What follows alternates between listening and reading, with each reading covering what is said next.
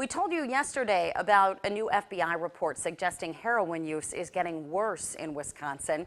The FBI's findings aren't a surprise to the La Crosse County Heroin Task Force, made up of law enforcement, health officials, and educators from our area. The task force put out its own report about heroin a few months ago. News 8's Brittany Schmidt has more on the differences and similarities between that report and the new one from the FBI.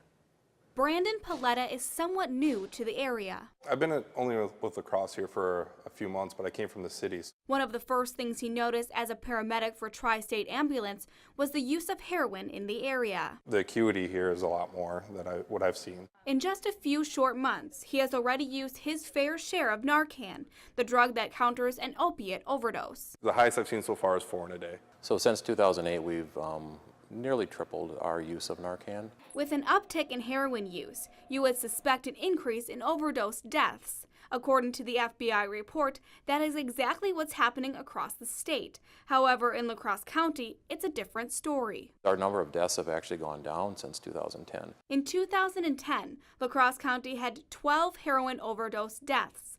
In 2012, they were able to cut that number down to 2.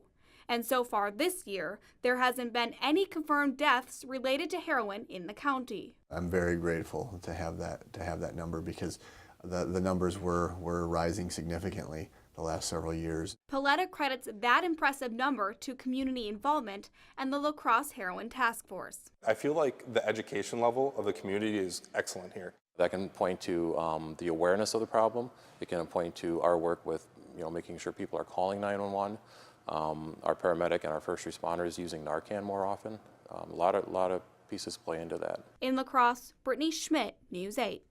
The FBI report also suggests the heroin epidemic isn't just a law enforcement issue, but also a community issue. That's why the La Crosse Heroin Task Force was created in the first place, so it could pool resources for the greater good.